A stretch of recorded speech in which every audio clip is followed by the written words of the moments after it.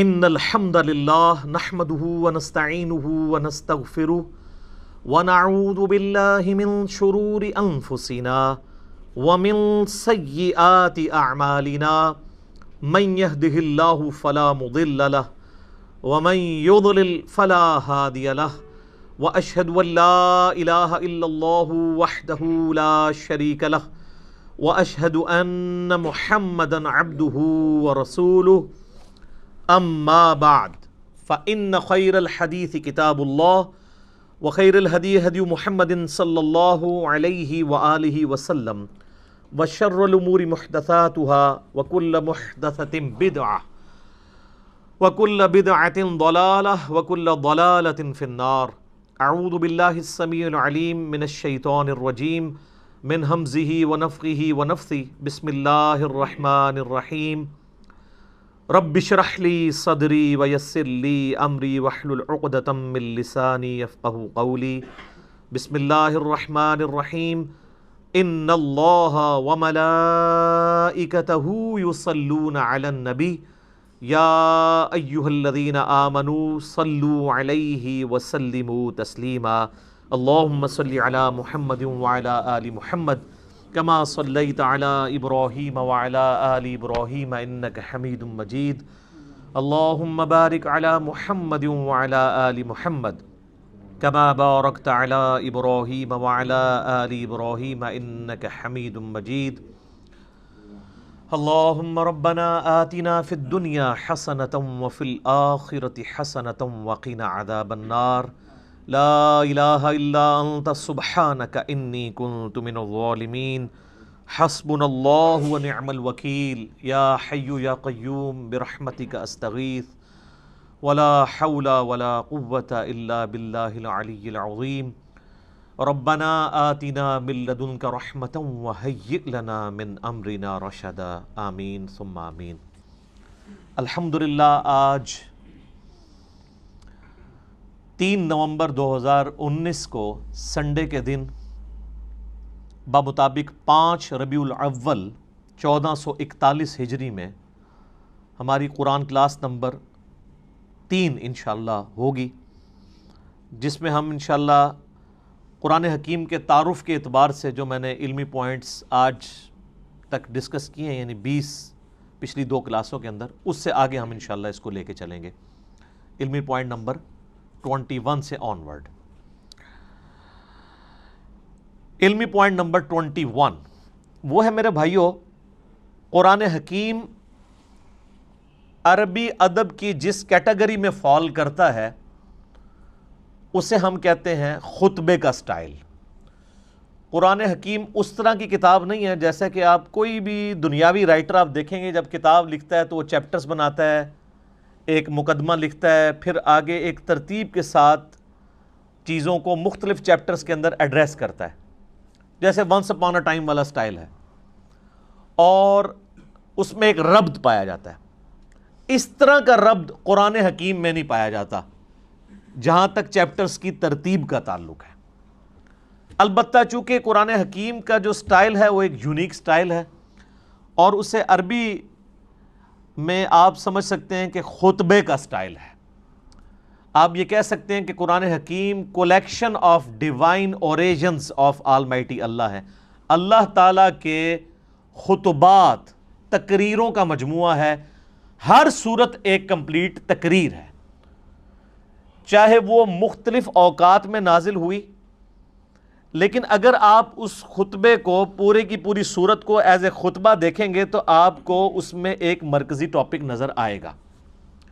جیسے ہمارے خطبہ حضرات بھی، چاہے وہ مذہبی لیڈرز ہوں یا پولیٹیکل لیڈرز ہوں، جب بھی تقریر کرتے ہیں تو ان کا ایک مرکزی ٹاپک ہوتا ہے، اس ٹاپک کے ارد گرد ساری گفتگو چلتی ہے۔ اس ٹاپک کو جب سٹارٹ کرتے ہیں تو ایک تمہید ہوتی ہے، اس کے بعد پھر کچھ مثالیں بھی ادھر ادھر کی بیان کی جاتی ہیں تاکہ جو خطیب ہے وہ اپنے مخاطب کو اپنی طرف اٹریکٹ کر سکے حالات حاضرہ کے پوائنٹ آف ویو سے۔ اور پھر جب خطبہ کنکلوڈ ہونے لگتا ہے تو جو سب سے زیادہ مرکزی ٹاپک ہے اس کو دوبارہ سے ایڈریس کیا جاتا ہے، کیونکہ بات کنکلوڈ ہو رہی ہوتی ہے۔ چونکہ قرآن حکیم اللہ تعالیٰ کے خطبات کا مجموعہ ہے، 114 خطبے ہیں، 114 صورتیں جو ہیں، اس کو ذہن میں رکھ کے قرآن حکیم کو پڑھیں گے تو پھر آپ کو بات سمجھ آئے گی کہ یہ سٹائل کیوں ہے۔ اب سورۃ البقرہ جو ہے، اس کا جو مرکزی ٹاپک ہے وہ سابقہ امت مسلمہ یعنی یہودیوں سے جو غلطیاں ہوئیں جن کی وجہ سے انہیں خمیازہ بھگتنا پڑا، تاکہ یہ موجودہ امت مسلمہ ہے جو امت محمدیہ صلی اللہ علیہ وآلہ وسلم، اس کے لیے گائیڈ لائنز بن جائیں کہ تم سے پہلے ایک بڑی لاڈلی میری اور بھی امت تھی جس میں میں نے اپنی کم از کم 3 کتابیں بھیجی، تورات، زبور، انجیل، ہزاروں پیغمبر بھیجے، لیکن جب انہوں نے توحید سے کنارہ کشی اختیار کی، مشرکانہ اوہام ان کے اندر داخل ہو گئے، تو پھر ہم نے اس چیز کی پرواہ نہیں کی ہے کہ 3 کتابیں ان میں نازل ہوئی تھیں اور ہزاروں پیغمبر نازل ہوئے تھے، حتیٰ کہ وہ خود پیغمبروں کی اولاد بھی تھے بنی اسرائیل۔ پھر ضربت علیہم الذلہ والمسکنہ، پھر ہم نے ان کے اوپر ذلت اور مسکنت مسلط کر دی، اور اس میں بھی ٹاپ آف دا لسٹ بنی اسرائیل کو، یہودیوں کو ایڈریس کیا گیا۔ اس سے اگلی سورت سورہ آل عمران کے اندر مرکزی طور پر ایڈریس کیا گیا ہے کرسچنز کو، اور مضامین بھی بیان ہوئے ہیں لیکن مرکزی ٹاپک یہ ہے۔ اس لیے آپ دیکھیں جتنی بھی صورتیں ہیں ان کا آغاز بھی بڑا جاندار ہوتا ہے۔ سورۃ البقرہ ہی دیکھ لیں، الف لام میم ذالک الکتاب لا ریب فیہ، یہ وہ کتاب ہے جس میں شک کی کوئی جگہ نہیں ہے۔ اس کا صحیح ترجمہ ہے اس میں شک کی جگہ ہی نہیں ہے۔ ھدی للمتقین، ان لوگوں کے لیے ہدایت ہے جو ڈر جانے والے ہیں، یعنی جو زندگی میں اپنی عقل استعمال کر کے ایک دفعہ ضرور اس رزلٹ پہ پہنچتے ہیں کہ ساری کی ساری کائنات جس نظام کے تحت چل رہی ہے وہ نظام کسی کے بنانے سے بنا ہے۔ God is the only explanation of all the physical phenomena in this universe۔ اس کائنات میں ہونے والے ہر فزیکل فینومینا کے پیچھے خدا ہے، اللہ ہے۔ پھر وہ ڈر جاتے ہیں کہ وہ اللہ جس نے ہماری مرضی کے بغیر ہمیں پیدا کیا ہے، وہ ہمارے ساتھ کچھ بھی کر سکتا ہے، اس کی طرف رجوع لاتے ہیں، غیب پر ایمان لاتے ہیں، نماز پڑھتے ہیں، اس کے دیے ہوئے رزق میں سے اس کی راہ میں خرچ کرتے ہیں۔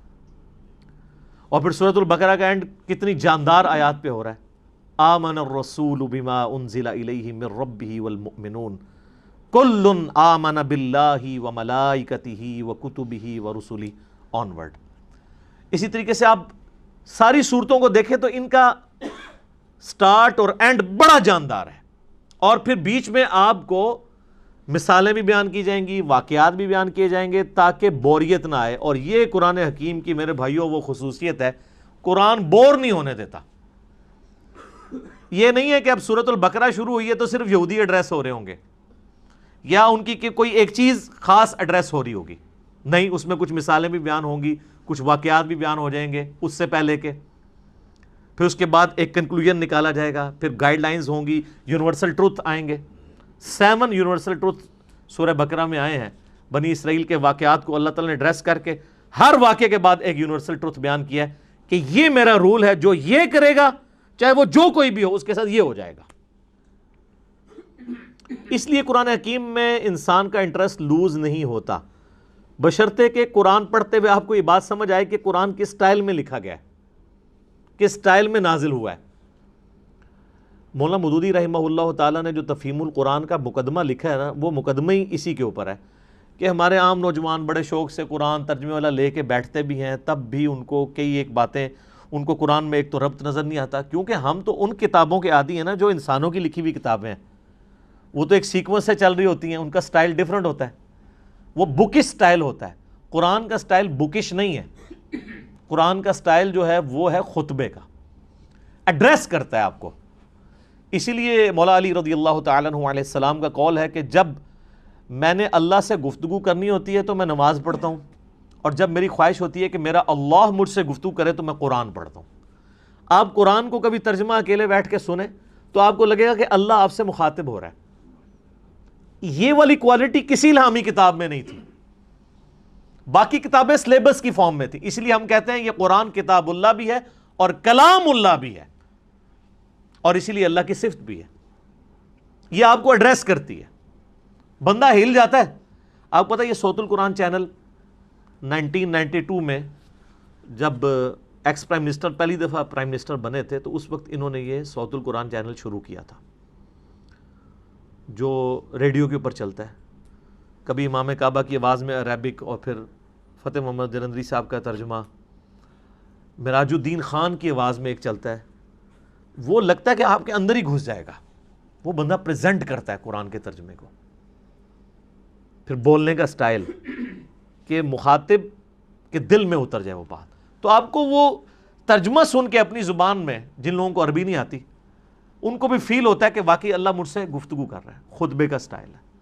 تو مودودی صاحب نے اس مقدمے میں لکھا کہ ہمارے نوجوان لے کے بیٹھتے بھی ہیں, تب بعد میں پریشان ہو جاتے ہیں کہ یار یہ عجیب بے ربط آیات ہیں, کبھی کوئی بات شروع ہو جاتی ہے, کبھی کوئی بات شروع ہو جاتی ہے. لیکن جس بندے کو اسٹائل کا پتہ ہے نا, اس کو قرآن حکیم کی ہر آیت کا دوسری کے ساتھ ربط بھی نظر آئے گا. وہ ربط آپ ایک دفعہ اس چیز کو ڈسکور کر لیں تو آپ کو بھی ٹیسٹ فیل ہوگا. آپ پتہ اس وقت انگلینڈ کے اندر ایک, اب نیو مسلم تو نہیں ان کو کہنا چاہیے, اب ان کو 10 سال سے زیادہ ہو چکے ہیں, مسلمان ہوئے, عبد الرحیم گرین. اس وقت ٹاپ آپ سمجھ لیں سپیکرز میں سے ہیں مسلمانوں کے. انگلش میں وہ ان کے مختلف ٹاپکس پہ لیکچرز ہیں. انہوں نے اپنا اسلام لانے کا واقعہ بھی بیان کیا ہے ایک آڈیٹوریم میں خطاب کرتے ہوئے.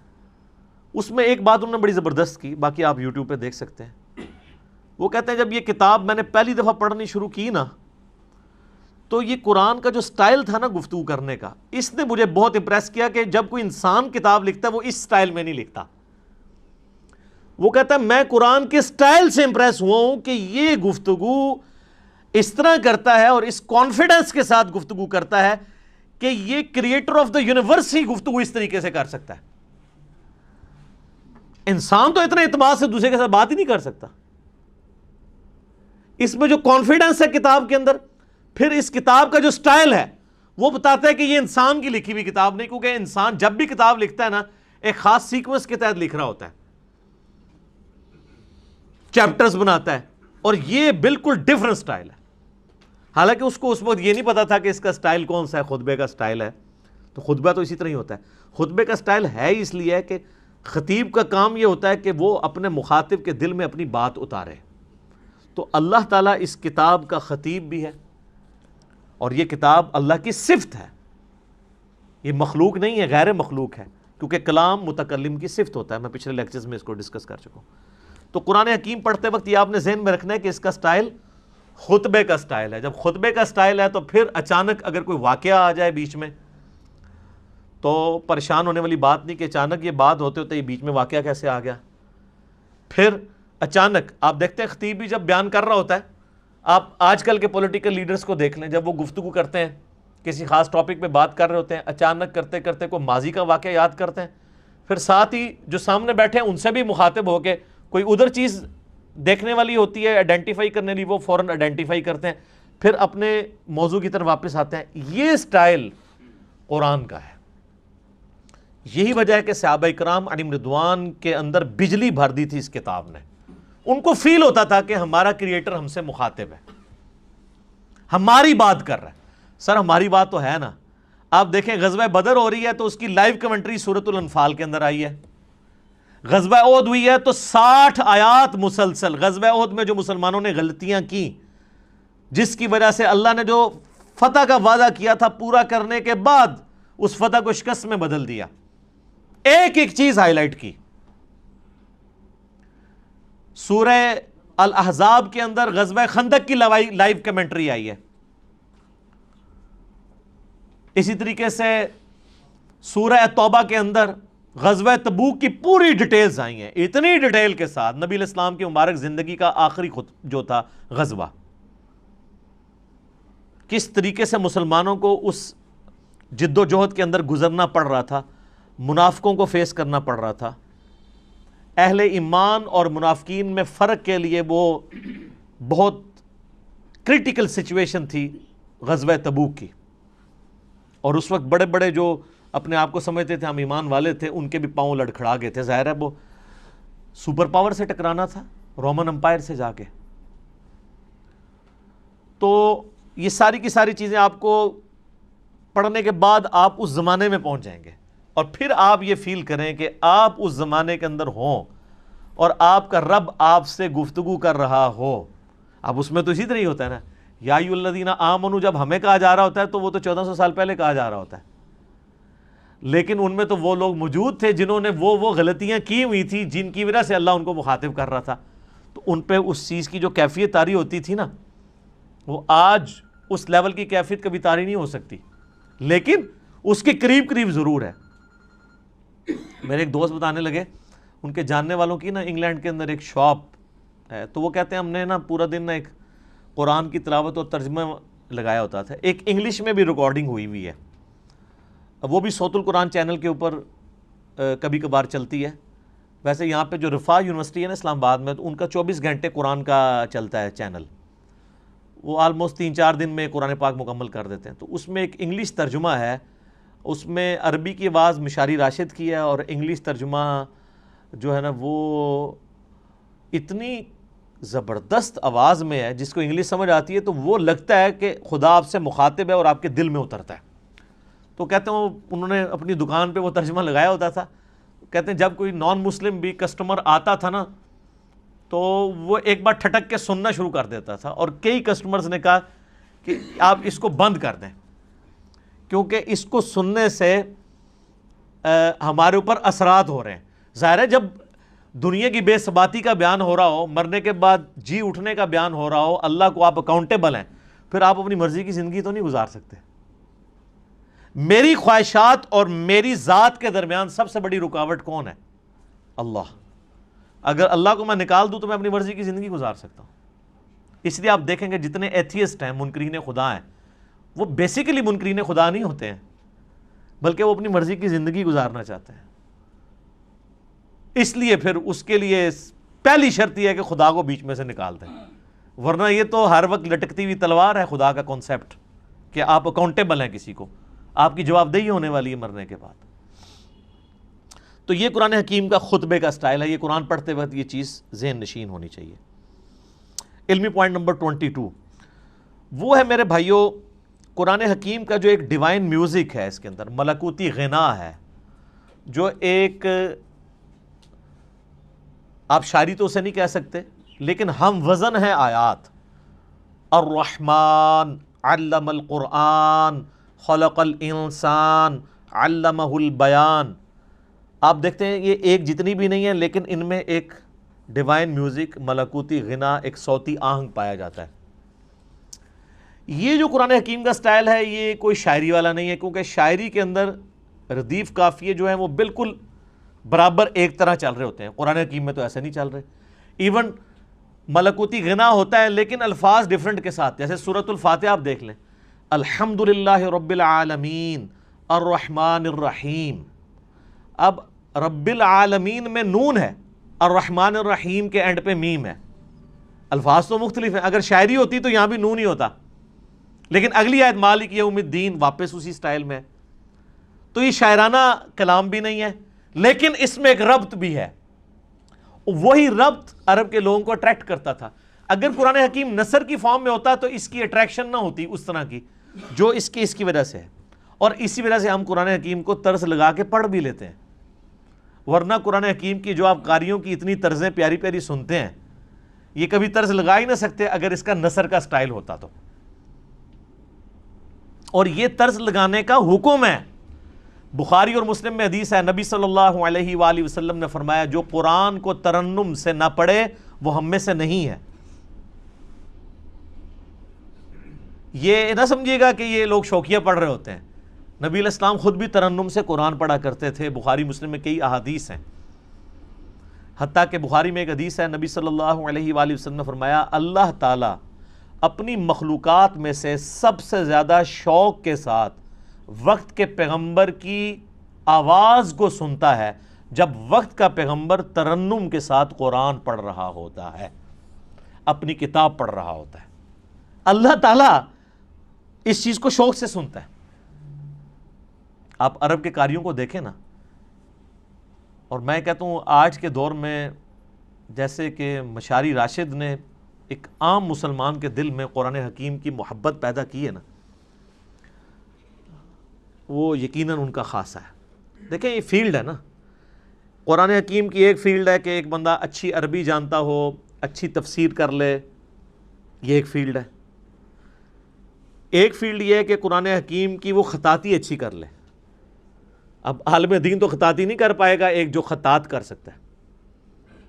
اس وقت بھی آپ کو پتہ ہے جو ٹاپ آف دا لسٹ خطاط ہے جو اب مسجد نبوی میں ساری حرمین میں جو رائٹنگ کر رہا ہے وہ پاکستان کا ہے، کراچی کا رہنے والا ہے۔ اس کو پورا آفس دیا انہوں نے، ادھر تو اس بیچارے کو پوچھتا ہی کوئی نہیں تھا، وہ تو جب اس کی رائٹنگ سامنے آئی ہیں تو اب یہ ایک علیحدہ سے فیلڈ ہے۔ اسی طریقے سے قرآن حکیم کو ترنم سے پڑھنا یہ بھی الگ سے ایک فیلڈ ہے۔ ایک تو ترنم وہ ہے جو مولوی لگاتے ہیں، قرآن بالکل غلط پڑھ رہے ہوتے ہیں، صرف ترنم ہی ہوتا ہے اس میں، اور گانے کی طرز پہ پڑھ رہے ہوتے ہیں۔ گانے کی طرز پہ اس لیے کہ وہ قرآن حکیم کے جن الفاظ کو کھینچنا ہے ان کو نہیں کھینچتے، اور جن کو کھینچنا چاہیے ان کو مختصر پڑھ دیتے ہیں۔ قرآن حکیم کی طرز ہر بندہ تو نہیں لگا سکتا جب تک وہ قرات کے اصولوں سے واقف نہیں ہے کہ کس لفظ کو آپ کھینچ کے پڑھ سکتے ہیں، یعنی لمبا کر کے، اور کسی کو لمبا نہیں کر سکتے۔ اسی لیے آپ دیکھیں گے علماء حضرات اکثر جو قاری نہیں ہوتے، جب وہ قرآن پڑھ رہے ہوں گے نا تو بالکل غلط قرآن پڑھ رہے ہوتے ہیں، زبر زیر ٹھیک پڑھ رہے ہوں گے، اور بعض تھوڑے بہت ایسے ہوں گے جو پروناؤنس بھی صحیح کر لیں گے۔ ویسے تو عموماً وہ لگتا ہے پنجابی میں ہی قرآن پڑھ رہے ہیں، عربی ان کو آتی ہوتی ہے لیکن عربی پروناؤنس نہیں صحیح کرنی آتی۔ بہت کم ہیں علماء میں سے جو صحیح پروناؤنس بھی عربی کو کر سکتے ہیں، یعنی ہمارے جو سب کانٹیننٹ کے لوگوں کی بات کروں، عرب کے لوگوں کی نہیں، ان کی تو اپنی زبان ہے۔ پھر وہ جب طرزیں لگانا شروع کرتے ہیں تو ان کو پتہ ہی نہیں ہے کہ وہ کون سے الفاظ کھینچ رہے ہیں، وہ کھینچنے بنتے بھی ہیں کہ نہیں، اور بعض اوقات وہ بعض ایسے الفاظ کو کھینچ دیتے ہیں کہ مطلب ہی الٹ ہو جاتا ہے۔ مثلا یہ جو لفظ ہے لام زبر لا، اگر لام کے اوپر زبر کے ساتھ لام زبر لا پڑھا جائے تو اس کا مطلب ہوتا ہے یقیناً، ضرور، بالضرور، جیسا کہ سورہ التکاثر میں آتا ہے ثم لتسألن یومئذ عن النعیم، ثم لتسألن، لام زبر لا، پھر اس قیامت کے دن ضرور تم سے پوچھا جائے گا ان نعمتوں کے بارے میں جو دنیا میں تمہیں اللہ نے دی تھی۔ لیکن اگر آپ اس کو طرز لگاتے ہوئے ثم لا تسألن، لا کو ذرا سا لمبا کر دیا تو لا کا مطلب کیا ہے؟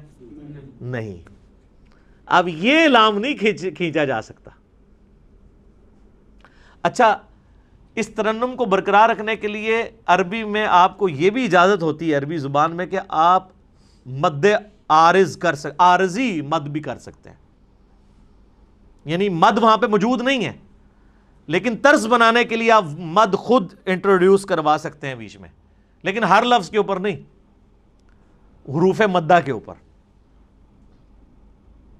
جس طرح یا مدہ ہے، واو مدہ ہے، الف مدہ ہے۔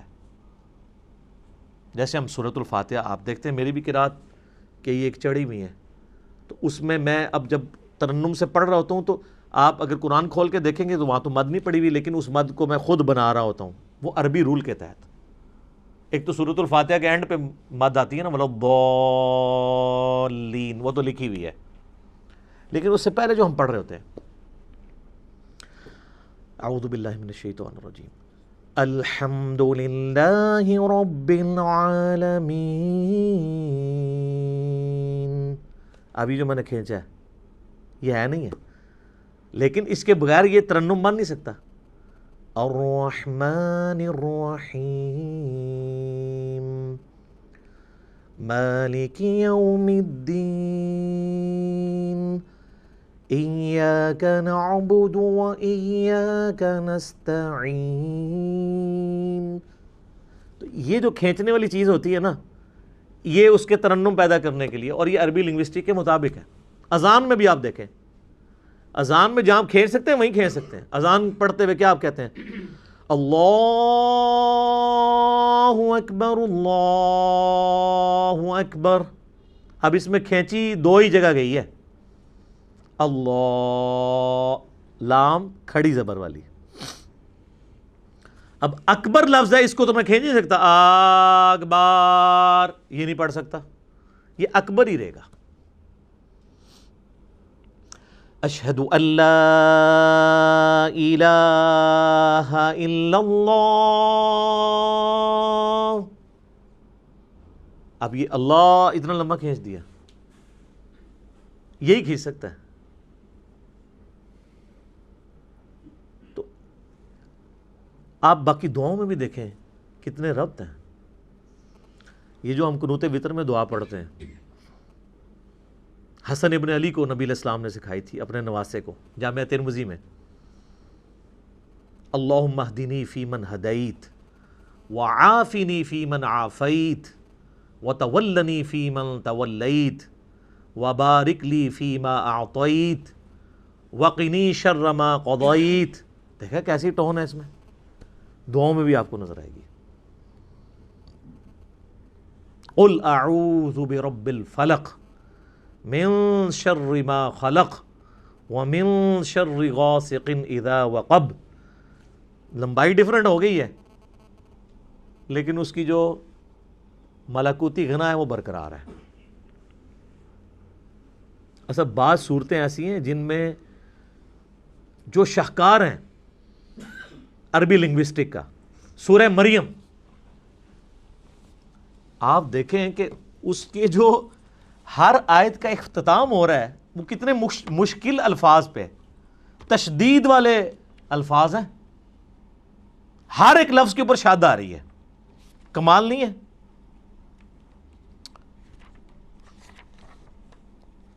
پارہ نمبر 16 کے اندر جا کے آتی ہے نا سورہ مریم. اعوذ باللہ من الشیطان الرجیم.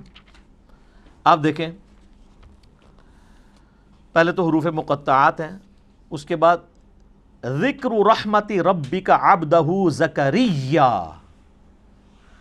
اذ نادى ربه نداء خفيا قال ربي إني وهن العظم مني واشتعل الرأس شيبا ولم أكن بدعائك ربي شقيا. اس کے بعد اگلے ولیا رضیا سمیا عتیا عشیا صبیا تقیا عصیا حیا شرقیا سویا تقیا زکیا بغیا. ٹون ہے. اور یہ دو صورتیں تو کمال ہیں، سورہ طٰہٰ اور سورہ مریم. طٰہٰ ما انزلنا علیک القرآن لتشقى الا تذکرۃ لمن یخشی. سر عربی ایویں تو پاگل نہیں ہو گئے تھے جناب، کیا وہ جڈ قوم ہے اور سپر پاورز الٹ کے رکھ دی ہیں صدیوں کی. بجلی بری گئی تھی ان کے اندر، اس قرآن نے ان کے اندر یقین ڈال دیا تھا.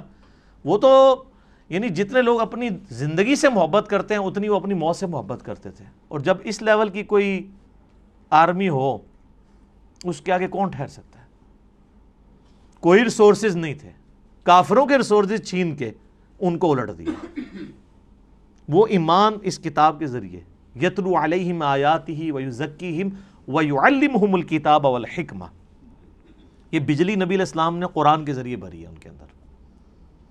تو یہ اس کے اندر ایک ڈیوائن میوزک ہے، ترنم ہے. اس کی وجہ سے عربی لوگ، چونکہ آپ پتہ ہے ان کو شاعری کے ساتھ بھی بڑا شغف تھا. آپ عمر سیریز دیکھیں تو آپ دیکھیں گے وہ عام گفتگو میں بھی شاعرانہ انداز میں گفتگو کر لیتے تھے. فی البدی ان کی عام گفتگو بھی جو ہے وہ بھی ہم پلہ الفاظ کے اوپر مشتمل ہوتی تھی. اسی لیے وہ نان عربز کو اجمی کہا کرتے تھے. یہ تو گونگے ہیں، ہمارے سامنے بول ہی نہیں سکتے، حالانکہ خود چٹے ان پڑھ تھے، علم کوئی نہیں تھا لیکن زبان کے ماسٹر تھے.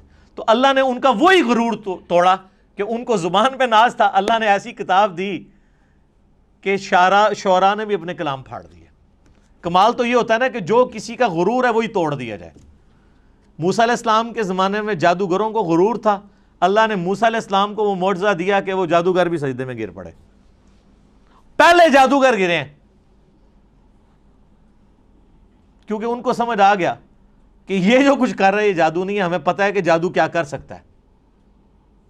ایک جادوگر جو ہے وہ جادو کے ایپیکس کو جانتا ہے. ایک میڈیکل کی فیلڈ کا بندہ وہ جانتا ہے کہ میڈیکل زیادہ سے زیادہ کیا کر سکتی ہے. آج آپ کسی ڈاکٹر سے کہیں، اب تو یہ چیز تو ایوالو ہو چکی ہے نا کہ ہڈی کو جوڑنے کے لیے ایک ٹائم درکار ہے. انسان کی ہڈی، وہ ٹائم اس کو چاہیے، وہ بانڈ بنے گا، پلسٹر کرتے ہیں جب ٹوٹ جائے. آپ اگر کسی ڈاکٹر کو کہیں کہ ایک شخص ایسا ہے کہ آپ اس کے بعد ہڈی 2 ٹکڑے کر کے لے جائیں، وہ صرف ہاتھ یوں پھیرے گا، ہڈی واپس اپنی جگہ پہ آگے اسی وقت جڑ جائے گی اور بندہ بھاگنا شروع کر دے گا، تو ڈاکٹر مان لے گا آپ کی بات؟ نہیں. اس کو پتہ ہے یہ نہ تو فزیکل فنامنا آف نیچر سے ثابت ہوتی ہے چیز، نہ یہ ہماری جو میڈیکل سائنس ایوالو ہو چکی ہے اتنی ترقی کے بعد یہ پاسبل نہیں ہے. اس کا ایک نیچرل پیریڈ ہے، وہ اس نے گزارنا ہے. تو وہ پھر اس چیز کو کہے گا یہ تو معجزہ ہی ہو سکتا ہے، سائن ہی ہو سکتی ہے کوئی. اسی لیے ہم نے، میرے ایک ویڈیو کلپ بھی ریکارڈڈ ہے کہ نبی علیہ السلام کا کوئی بھی معجزہ ایسا نہیں ہے جو سائنٹیفکلی ریپروڈیوس کیا جا سکے، ورنہ وہ معجزہ نہیں ہوگا. نبی علیہ السلام سے جو غیر معمولی معجزات، حسی معجزات، یعنی انگلیوں میں سے پانی کے چشمے جاری ہونا جو بخاری مسلم میں آتا ہے، صحیح بخاری میں آتا ہے ایک صحابی کی پنڈلی کی ہڈی ٹوٹ گئی، آپ نے ہاتھ پھیرا تو اسی ٹائم ٹھیک ہو گیا. یہ وہ چیزیں ہیں کہ جو قیامت تک سائنٹیفکلی کبھی پاسبل نہیں ہوگی کہ کوئی انسان کر کے دکھا سکے. یہ چیز، یہ وہ فزیکل فنامنا آف نیچر کا ٹوٹنا ہے، یہ پاسبل نہیں ہوگا. کبھی یہ پاسبل نہیں ہوگا کہ کوئی پلانٹ کنگڈم کو اینیمل کنگڈم میں بدل دے. حضرت موسیٰ علیہ السلام عصا پھینکتے تھے، پلانٹ کنگڈم اینیمل کنگڈم میں اژدہا بن جاتا تھا. مردے کو کوئی زندہ نہیں کر سکتا. حضرت عیسیٰ علیہ السلام کے زمانے میں طب عروج پہ تھا، اللہ تعالیٰ نے ان کا غرور توڑا. ہاں جی بتاؤ، ان کو اپنی میڈیکل کی فیلڈ کے اوپر بڑا ناز تھا. حضرت عیسیٰ علیہ السلام مادر ذات کوڑی اور اندھوں کو اللہ کی اذن سے شفا دے دیتے تھے. جن کے ڈھیلے بھی نہیں ہوتے تھے، مٹی کا ڈھیلا رکھ کے ہاتھ پھیرتے تھے، آنکھیں واپس آ جاتی تھی.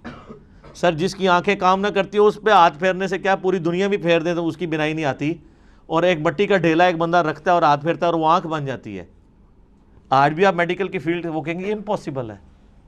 تو معجزہ خواہ کسی بھی پیغمبر کا ہو وہ ریپروڈیوس نہیں ہو سکتا اگر وہ واقعی معجزہ ہے. کہانی نہ ہو، معجزہ ہو، نہیں ہو سکتا. قرآن حکیم میں داؤد علیہ السلام کے بارے میں آتا ہے لوہا ان کے ہاتھوں پہ نرم تھا، وہ لوہے پہ ہاتھ رکھتے تھے، آٹے کی طرح اسے گوندھ دیتے تھے، زیرہ بناتے تھے. تو آپ سمجھ سکتے ہیں میڈیکلی اب یہ چیز ثابت ہے کہ کم از کم 1500 ڈگری سینٹی گریڈ چاہیے لوہے کو اس فارم میں لانے کے لیے کہ جس میں آپ مولڈ کر سکیں، اور اگر لے آئیں گے تو اس پہ ہاتھ کوئی نہیں لگا سکتا. اور وہ ٹھنڈے لوہے کے اوپر یوں ہاتھ پھیرتے ہیں اور وہ یوں مولڈ ہو جاتا ہے.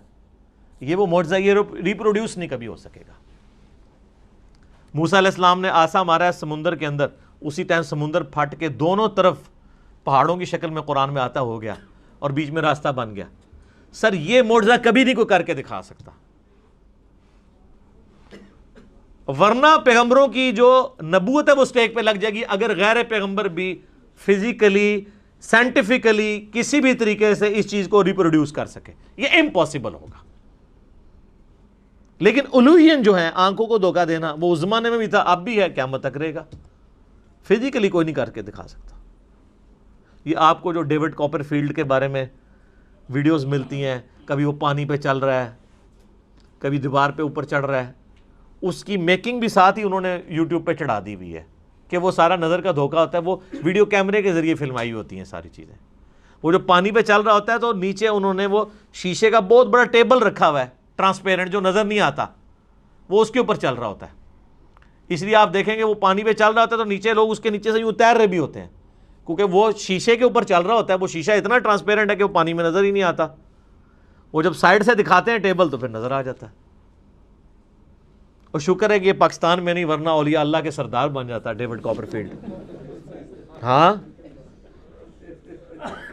اسٹیچو آف لبرٹی غائب کر دیتا ہے، وہ کیمرے میں غائب کرتا ہے، فزیکلی نہیں کر سکتا. اور سر دیکھیں اتنا ایماندار ہے، وہ بھی بے ایمان نہیں ہے، وہ بھی اسے یہ نہیں کہتا کہ میں فزیکلی کروں، وہ کہتا ہے ایلوژن، آنکھوں کا دھوکہ. اتنی غیرت اس کو بھی ہے کہ وہ ایلوژن کہتا ہے اسے، اپنی کرامت بزرگی یہ نہیں کہتا. جو تہاڑے بزرگاں نوں ایڈی بھی تمیز نہیں، جھوٹ مار جاندے نے. اس لیے آپ دیکھیں سارے بزرگ فیل ہیں. اب کدھر گئی آپ کی کرامتیں جی؟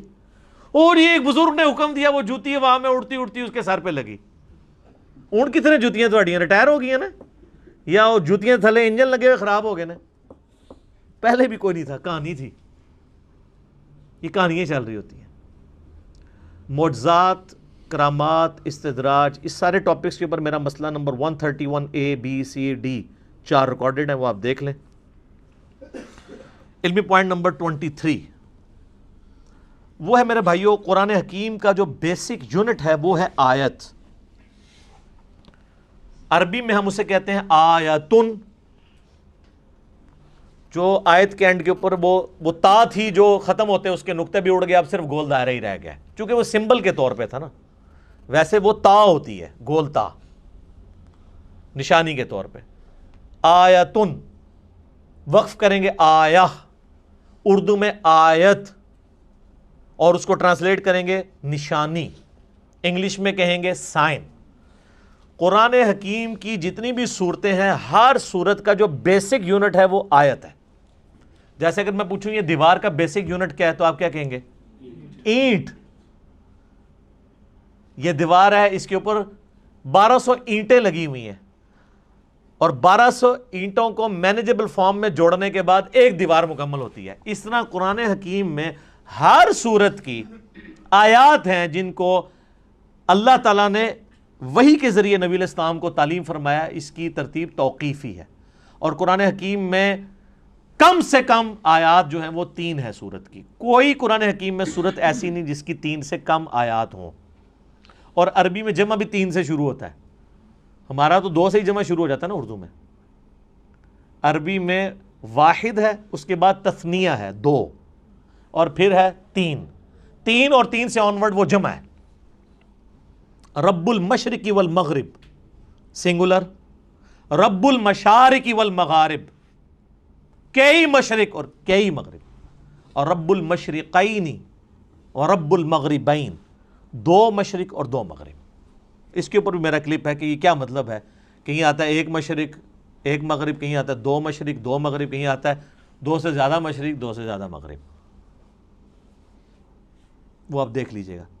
تو عربی میں اس طریقے سے. تو قرآن حکیم میں چونکہ سورت ہے تو اس میں آیات ہیں, تو آیات کم از کم جمع تو ہونی چاہیے, تب ہم انہیں آیات بولیں گے.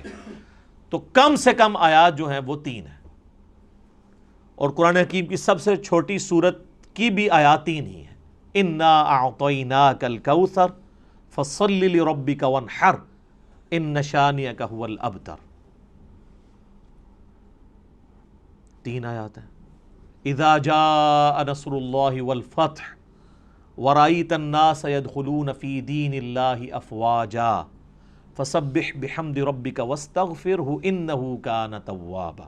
واستغفر پہ ہم وقف کرتے ہیں, نہ بھی کرے کنٹینیوس بھی پڑھ سکتے ہیں. یہ 3 آیات ہیں, 3 سے زیادہ ہی ہیں, کم نہیں ہے. اور قرآن حکیم کی سب سے چھوٹی آیت کون سی ہے؟ سورہ الرحمن کی ایک آیت ہے, مدھامتان فبأی آلاء ربکما تکذبان. ایک لفظ کے اوپر پوری آیت ہے. اور قرآن حکیم کی سب سے لمبی آیت آیت دین ہے جو سورۃ البقرہ کے اندر آئی, اور اس کے بعد پھر آیت الکرسی ہے 255 نمبر آیت. اب آیت الکرسی آپ دیکھیں اتنی لمبی ہے, اس کی کئی چھوٹی آیتیں بن سکتی ہیں, اور اس میں ربط بھی ہے. اللہ لا الہ الا هو الحی القیوم لا تأخذہ سنۃ ولا نوم, یہ 2 آیتیں بن سکتی تھی. لہ ما فی السماوات وما فی الارض, تیسری آیت بن سکتی تھی.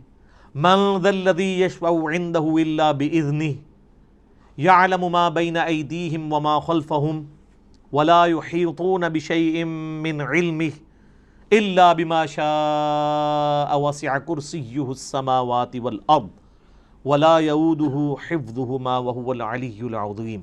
اتنی لمبی یہ آیت ہے, اس کے ٹکڑے ہو سکتے تھے. یہ پوری کی پوری ایک آیت ہے. یہ ہمیں کس نے بتایا؟ نبی صلی اللہ علیہ وآلہ وسلم نے. اور نبی علیہ السلام کو اللہ تعالیٰ نے وحی کے ذریعے یہ بات بتائی ہے. لہٰذا قرآن حکیم کی جو آیات ہیں یہ بھی وحی کے ذریعے بتائی گئی ہیں کہ یہ آیت ہے, یہ آیت ہے, یہ آیت اتنی لمبی ہے, یہ چھوٹی ہے. بعض اوقات آپ دیکھیں گے کہ آیات, آپ وہ 2 آیتیں دیکھیں تو وہ ایک آیت بھی بن سکتی تھی, لیکن اسے سپلٹ کر کے 2 آیات بنایا گیا.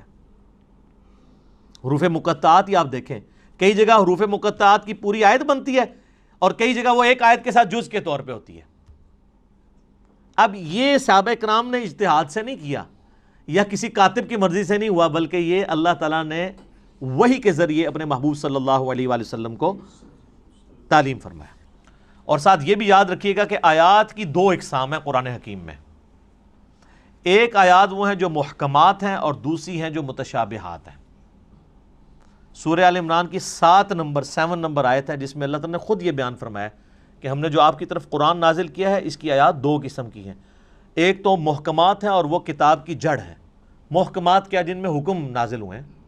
جیسے حکم ہے کہ ایک اللہ کو ایک مانو، پیغمبروں پر ایمان لاؤ، کتابوں پر لاؤ، فرشتوں پہ لاؤ، آخرت پر لاؤ ایمان، نماز قائم کرو، زنا سے بچو، چوری سے بچو، ماں باپ کے ساتھ حسن سلوک کرو. جتنے اللہ کے احکامات ہیں یہ محکم آیات ہیں. اور قرآن نے کہا کہ یہ ام الکتاب ہے، کتاب کی ماں ہے، جڑ ہے. اور پھر کہا گیا دوسری جو قسم ہے وہ ہے متشابہات. سورہ آل عمران آیت نمبر 7. میں ٹائم بچانے کے لیے عربی اس کی اسکپ کر رہا ہوں، ڈائریکٹ اردو میں بات کر رہا ہوں.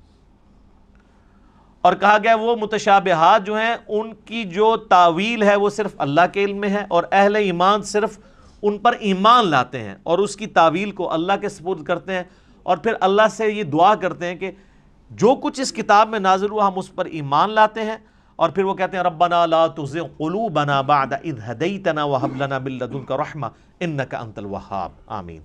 اے رب ہمارے دلوں کو ٹیڑھا مت کرنا بعد اس کے کہ تو نے ہمیں ہدایت عطا فرمائی، اور ہمیں اپنے پاس سے رحمت عطا فرما، اے عطا فرمانے والے. تو متشابہات کی وہ تفصیل میں نہیں پڑھتے، اور قرآن میں کہا گیا انہی آیات میں کہ جو ان متشابہات کے پیچھے پڑھتے ہیں ان کے دل ٹیڑھے ہو چکے ہیں، کیونکہ ان کا سلوشن ہمارے پاس موجود نہیں ہے. یہ نہ سمجھیے گا کہ ان کا مطلب ہی کوئی نہیں پتا کسی کو. صرف متشابہ عربی میں کہتے ہیں ریزیمبلنس والی چیزیں. مثلا جنت کے بارے میں جتنی باتیں ہیں یہ متشابہات ہیں کہ جنت میں نعمتیں ملیں گی، حوروں کا کنسیپٹ ہے. اب دنیا میں اس کی مثال آپ من و ان تو پیش نہیں کر سکتے، دنیاوی عورتیں تو اس کی مثال نہیں ہو سکتی، لیکن دنیاوی عورتوں کو اللہ تعالیٰ نے ایک ریزیمبلنس کے طور پر دنیا میں ماڈل کے طور پہ پیش کیا ہے کہ بس جس طرح یہ ہے ایسے ہی حوریں بھی ہوں گی. لیکن وہ کیسی ہیں؟ وہ سورہ سجدہ میں ہے کہ جو اللہ نے تمہارے آنکھوں کی ٹھنڈک چیزیں نعمتیں چھپا رکھی ہیں وہ کوئی اس کو امیجن بھی نہیں کر سکتا. بخاری مسلم میں ہے کہ نہ کسی کے دل میں ان کا کھٹکا بھی گزرا ہے کبھی، نہ کسی آنکھ نے دیکھی، نہ کان نے سنی، نہ کسی کے دل پہ کھٹکا گزرا جو اللہ نے جنت میں نعمتیں تیار کر رکھی ہیں. لیکن اس کی مثالیں بیان کی جاتی ہیں. اسی طریقے سے کہا گیا شہید زندہ ہے لیکن تمہیں شعور نہیں ہے. کہہ دیا نا بھئی زندہ کیسے ہے؟ مرا ہوا ہے، اٹھ نہیں سکتا، قبر سے باہر نہیں نکل سکتا. یہ متشابہ آیات ہے کہ وہ آخرت کی زندگی ہے، اس پہ دنیا کے رولز اپلائی نہیں ہوتے. اچھا قرآن بار بار کہہ رہے ہیں کہ تمہیں شعور نہیں ہے. ہمارے مسلمانوں نے جس چیز سے منع کیا تھا شعور نہیں ہے، انہوں نے الٹا شعور بنایا اور کہا جی زندہ ہے تو زندہ سے تو ہم مانگ بھی سکتے ہیں، تو اسی لیے ہم جا کے مردوں سے مانگتے ہیں. تو اس پہ پھر میں ہی پھکی دیتا ہوں کہ یہ زندہ بندے میرے پاس بیٹھے ہوئے ہیں 70-80 کے قریب، میں کسی سے بھی پانی مانگوں مجھے دے دے گا. آپ ذرا اپنے والے زندہ سے ذرا مانگو نا کہ چلو قبر کے اندر سے کوئی ہاتھ باہر نکال کے بتا دے. اگر آپ یہی رول لگا رہے ہو پھر آپ کو ماننا پڑے گا کہ یہ زندگی اور وہ زندگی اور. اس زندگی میں سانس کی ضرورت ہے، کھانے پینے کی ضرورت ہے اور رفع حاجت کرنے کی ضرورت ہے. اس زندگی میں ان چیزوں کی ضرورت نہیں ہے. تو جب شعور ہی نہیں، متشابہات ہیں اس کے پیچھے پڑے ہوئے ہیں. اور بخاری مسلم میں حدیث ہے تم دیکھو جب کوئی شخص قرآن کی متشابہ آیات کے پیچھے پڑا ہوا ہے تو جان لو یہ وہی بدبخت اور گمراہ شخص ہے جس کے بارے میں قرآن میں اللہ نے کہا ہے کہ ان کے دل ٹیڑھے ہو چکے ہیں. اور اہل ایمان کی نشانی ہے ربنا لا تزغ قلوبنا بعد اذ ہدیتنا. تو یہ متشابہات اور محکمات پہ بھی میرا ایک کلپ ریکارڈڈ موجود ہے جس میں میں نے ڈیٹیل کے ساتھ اس کے اوپر ڈسکشن کی تھی. علمی پوائنٹ نمبر 24 وہ ہے میرے بھائیوں قرآن حکیم کی آیات مل کر ایک مکمل صورت بناتی ہیں، جس کا کچھ حصہ میں پہلے ڈسکس کر چکا کہ قرآن حکیم میں کم از کم 3 آیات والی ایک صورت ہے. سورۃ الکوثر، سورۃ النصر اور بھی سورۃ العصر میں بھی 3 آیات ہیں، کم سے کم 3. زیادہ سے زیادہ سب سے زیادہ سورۃ البقرہ میں 286. تو آیات مل کے مکمل صورت بناتی ہیں. بیسک یونٹ آیت اور اس کا مکمل جب خطبہ ہوتا ہے تو وہ صورت. علمی پوائنٹ نمبر 25 وہ ہے میرے بھائیو، قرآن حکیم میں کل 114 صورتیں ہیں جن کی ترتیب توقیفی ہے۔ نبی علیہ السلام نے بتایا ہے کہ پہلی سورت الفاتحہ ہے، دوسری سورت البقرہ ہے، تیسری سورہ آل عمران ہے، چوتھی سورہ نساء ہے، پانچویں سورت المائدہ ہے، چھٹی جو ہے وہ سورت الانعام ہے، آنورڈ کرتے کرتے 12 نمبر سورت الاخلاص ہے، 113 سورت الفلق ہے اور 114 سورت الناس ہے۔ یہ ساری کی ساری ترتیب اس کی صورتوں کی یہ توقیفی ہے، نبی علیہ السلام کے بتانے پر موقوف ہے اور وہ وحی کے ذریعے بتائی گئی ہے۔ اور بخاری مسلم میں آتا ہے، صحابہ اکرام کہتے ہیں نبی علیہ السلام کے ساتھ حضرت جبرائیل دورہ قرآن کیا کرتے تھے۔ صحابہ نے نہیں دیکھا، نبی علیہ السلام کے بتانے پہ، کہ نبی علیہ السلام نے بتایا کہ جبرائیل علیہ السلام میرے ساتھ ہر سال آ کے جو ہے وہ دورہ قرآن، جتنا قرآن نازل ہوتا تھا اس کو رپیٹ کرواتے تھے، اور جس سال آپ کی وفات ہوئی اس سال 2 دفعہ رپیٹ کیا رمضان میں، اور اسی سے آپ علیہ السلام کو پتہ چل گیا کہ اب اگلے سال میں زندہ نہیں رہوں گا۔ تو نبی علیہ السلام نے اس کی ترتیب کو بھی انشور کیا ہے، وہی ترتیب جو لوح محفوظ میں ہے، جو ہمارے پاس مصحف میں ہے۔ اگرچہ یہ ترتیب نزول نہیں ہے لیکن اللہ کے ڈیوائن علم میں یہی ترتیب ہے، سرکمسٹانسز کے اوپر قرآن نازل ہوا، اور آج جو ہمارے پاس یہ ترتیب ہے یہ نبی علیہ السلام کے بتانے پر موقوف ہے۔ علمی پوائنٹ نمبر 26 وہ ہے میرے بھائیوں، قرآن حکیم کل 5 طرح کے ٹاپکس کی کیٹیگری میں فال کرتا ہے، اگر بڑی بڑی کیٹیگریز بنائی جائے۔ اس کے اوپر پوری ایک کتاب لکھی ہے شاہ ولی اللہ دہلوی نے، الفوز الکبیر فی اصول التفسیر، اللہ کا بہت بڑا کرم، کامیابی اللہ کی طرف سے اصول تفسیر کے اوپر۔ اس میں انہوں نے یہ دعویٰ کیا ہے کہ اللہ تعالیٰ نے مجھ پہ یہ حقیقت کھولی ہے کہ قرآن حکیم کی آیات 5 طرح کی کیٹیگریز میں فال کرتی ہے۔ اب یہ اس طرح کی قرآن حکیم میں کئی ایک انویشنز ہیں جو ہمارے پرانے بزرگوں نے نہیں کی ہیں، آج کل کے لوگوں نے کی ہیں۔ جیسا کہ آپ دیکھ رہے ہیں کہ میں نے بتایا بھی تھا کہ قرآن حکیم میں جو سورۃ الحدید ہے وہ جس نمبر کے اوپر آ رہی ہے اٹامک نمبر بھی وہی ہے۔ اب اس پرانے زمانے میں تو اٹامک نمبر نہیں ہوا کرتے تھے، یہ ہر آنے والے زمانے میں، یہ حروف ابجد کے اوپر میرا ایک کلپ دیکھ لیں، اس میں نے ڈیٹیل سے یہ بتائی، تو یہ چیزیں آپ کو نظر آئیں گی۔ وہ ہر زمانے میں جو بندہ قرآن پہ محنت کرے گا اس کے اوپر ٹروتھ ریویل ہوگا۔ قرآن حکیم میں آیات جوڑوں کی شکل میں نازل ہوئیں صورتیں، پرانے بزرگوں سے آپ کو اس طرح کی چیزیں نہیں ملیں گی۔ لیکن یہ حمید الدین فراہی رحمہ اللہ تعالیٰ، جو ڈاکٹر اسرار صاحب کے آپ سمجھ لیں دادا استاد تھے، انہوں نے پہلی دفعہ یہ ٹروتھ ریویل کیا کہ قرآن حکیم کی ہر صورت کا کوئی نہ کوئی جوڑا ہے۔ کچھ تو ہمیں پتہ ہی ہے، سورۃ الفلق، سورہ جو ہے وہ سورہ ناس، یہ مطلب جوڑا ہے دونوں کا، لیکن جو بیچ میں کی صورتیں انہوں نے پھر بتایا کہ واقعی وہ جوڑے ہیں، جیسے مرد و عورت کا جوڑا ہوتا ہے اس طرح ریسیپروکل پایا جاتا ہے صورتوں کے اندر۔ سورہ بقرہ اور سورہ آل عمران بھی جوڑا ہے، ایک یہودیوں کو ایڈریس کرتی ہے، دوسری عیسائیوں کو ایڈریس کرتی ہے۔ تو اس طرح کئی ایک صورتیں جو جوڑوں کی فارم میں، یہ ٹروتھ بال میں ریویل ہوا ہے۔ بل یہ الفوز الکبیر فی اصول تفسیر کا اردو ترجمہ بھی آ چکے، آپ پڑھیں۔ 5 کیٹیگریز انہوں نے بیان کی ہیں۔ نمبر 1 علم الاحکام، یعنی قرآن حکیم کی آیات احکام سے ریلیٹڈ ہوں گی، نماز، روزہ، حج، زکوٰۃ، عقائد، یہ ساری چیزیں علم الاحکام میں آتی ہیں۔ نمبر 2 علم المخاصمہ، مخاصمہ کہتے ہیں جھگڑا کرنے کو، علمی جھگڑا، یعنی جو منکرین خدا ہیں یا جیوز اور کرسچنز ہیں، ان کے جو لیم ایکسکیوزز ہیں ان کے علمی جوابات دیے گئے ہیں، تو یا آیات اس کے اوپر مشتمل ہوں گی۔ نمبر 3 التذکیر بالموت، موت کو یاد کروا کے کہ تمہیں مر کے کسی کے پاس پہنچنا ہے اور آخرت کی زندگی میں دنیا کی زندگی کا جواب دینا ہے، اس کو کہتے ہیں التذکیر بالموت، نصیحت کرنا موت کو یاد کروا کے۔ اس کے اوپر آیات، اب یہ تو قرآن پاک میں بڑا مین ٹاپک ہے۔ قرآن حکیم کے اگر 2 مین ٹاپک دیکھے جائیں تو عقیدہ توحید اور دوسرا ہے دنیا کی بے ثباتی، دنیا سے بے رغبتی۔ چوتھی کیٹیگری انہوں نے کہا التذکیر بآلاء اللہ، اللہ کی قدرت کی بڑی بڑی نشانیوں کے ذریعے اللہ اپنا تعارف کرواتا ہے. جتنے فزیکل فینومینا آف نیچر اس میں ڈسکس ہوئے ہیں، سائنٹیفک فیکٹس ڈسکس ہوئے ہیں، اس کا شاہکار آپ کو سورۃ النحل نظر آئے گی، سورہ روم نظر آئے گی، سورہ الرحمن نظر آئے گی. اس میں تو یہ لفظ بھی آ گیا ہے فَبِأَيِّ آلَاءِ رَبِّكُمَا تُكَذِّبَانِ، جس کا ترجمہ اکثر مولویوں نے غلط کیا ہوا ہے. تم اپنے رب کی کون کون سی نعمتوں کو جھٹلاؤ گے؟ حالانکہ نعمت خود عربی کا لفظ ہے.